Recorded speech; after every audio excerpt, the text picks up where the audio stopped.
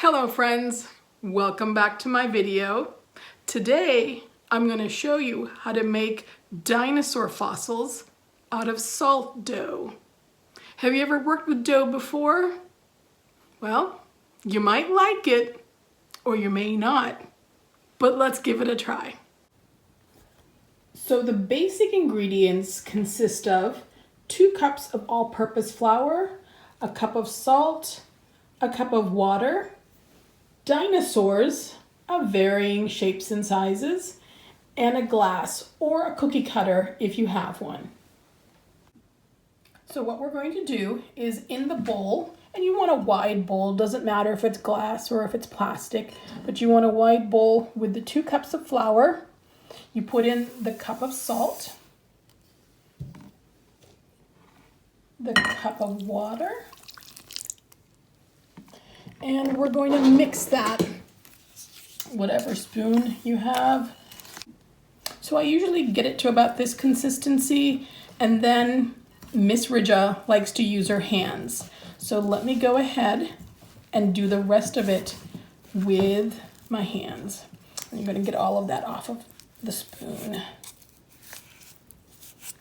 And you can see as I work it with my hands, it starts to come together quite nicely.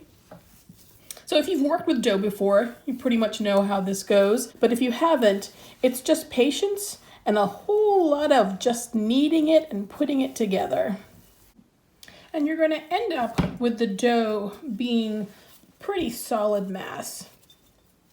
Now this is not like bread dough or any other kind of cooking dough. This is a thicker dough and it's a very heavy dough. But this is what it's going to look like. And you can put your thumbprints in there and see that it'll pretty much hold its shape. There's not going to be any spring back. So that's what you want. And now let me show you the next step. So I'm going to take the dough out and put it onto my board. And this is half of it. So I just put it in half and then I'm just going to go ahead and press it down onto the parchment paper. I will take the other parchment paper. And like I said, you can have this is the great time to have the kids help. You can press it down and spread it out so that it becomes nice and wide. The parchment paper is great so that it doesn't get all sticky on your hands. And then it kind of lets you control it a little bit better, in my opinion. Or you can do the way I like it and just use your rolling pin and we'll work from there. Okay, that should be a good thickness. I'm going to take off the top piece. The next step is to take your glass and to just cut out circles. And of course, once you've cut out your pieces, you want to take the dough, put it into a ball, and then you can make more. That way it's not wasted. So once you've cut out your pieces, I like to put them on a smaller piece of parchment paper. This makes it easier for the kids to work with too. So once you have this, you want to go and pick your dinosaur friend, whichever one you like. So which one does Miss Ridja want to work with today? I think I'm going to pick this little guy. Does anybody know what this is? This is a Stegosaurus. For all my dino-loving friends out there.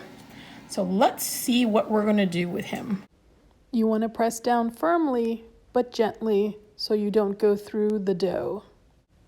Once you've made the body, you can stand it up and make some footprints too. And because you know Miss Ridja can't resist doing more than one, she's going to do Triceratops.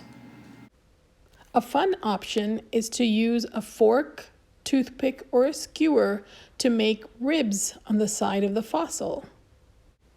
The next thing you want to do is bake them. Okay, friends, and this is what they look like when they're out of the oven. You can see that they are solid and they don't bend anymore. So this was in the oven for about 2 hours at 200 degrees, like I had said before, and they turned out really nicely.